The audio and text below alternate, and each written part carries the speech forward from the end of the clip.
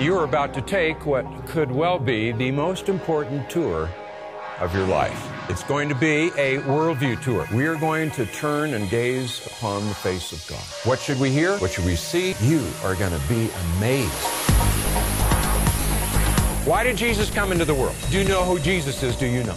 From time to time, we're going to bring some experts into the classroom. The world is reeling with uncertainty. It's almost like it's in the air. Truth is fundamentally about who God is. We're challenged to either confront culture, to abandon it, or transform it. Is our culture filled with lies? This is a battle of worldviews. Do you really believe that what you believe is really real?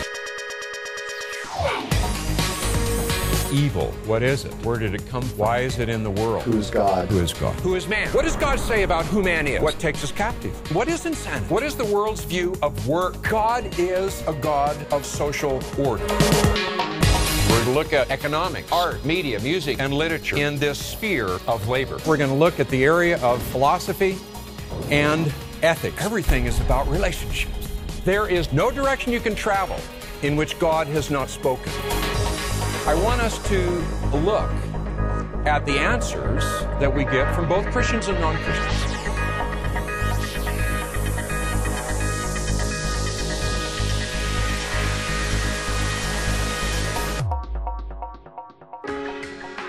We get over 250,000 letters and phone calls at Focus every month. And if you were to listen in on some of those, it would make your heart break.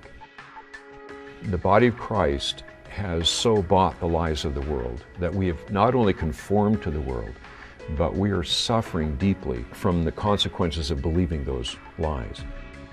We have become convinced that the only long-term solution to this problem is to rebuild those foundations, to build again that comprehensive biblical worldview within God's people.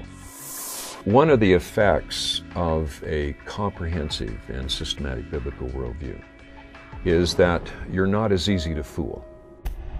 The effect we want to see upon people's lives is that they have that ability to discern and to be able to fend off those lies and the illusions that bombard them from every quarter of life.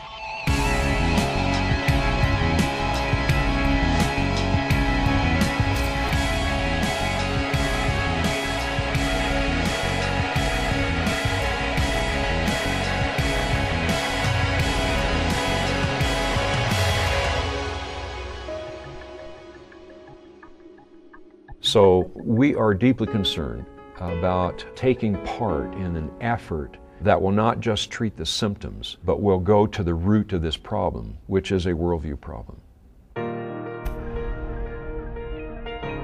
The vision of the Truth Project, first and foremost, is that God will perform a deep transformation within the lives of those people who go through the study.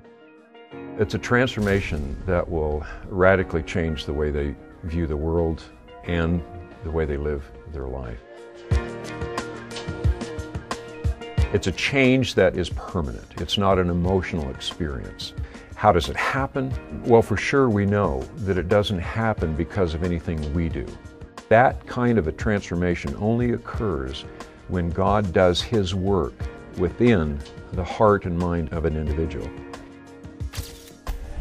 And that is why this whole project is going to be resting on a platform of prayer, because we recognize that what we seek here doesn't simply come because we got a really neat product. It comes because of the work of God.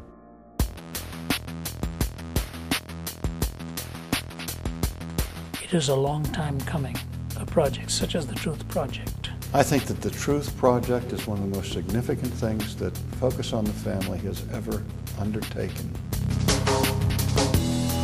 Of all the issues today, you could boil them down to half a dozen, but unquestionably, truth would be major. The question of truth and training minds in how to approach truth is of importance that cannot be gainsaid. What is the definition of the present? This is what's happening, man. Right now. What is the meaning and purpose of life? This is where the battle rages. I guess in the end, what we're really after is that we will see God's people hunger for Him, that they will continually be conformed more and more to the image of Christ. And what that means is when He weeps, we weep. What He calls evil, we see as evil. What He calls glorious and good, we see as glorious and good. How do I know I exist? And if I do exist, why do I exist? If I think I exist, where did that thought come from? We're going to build the final pillar history. We're going to look at the American experiment. Intimacy, union, communion, fellowship, love. The God of the universe dwells within me? Wow.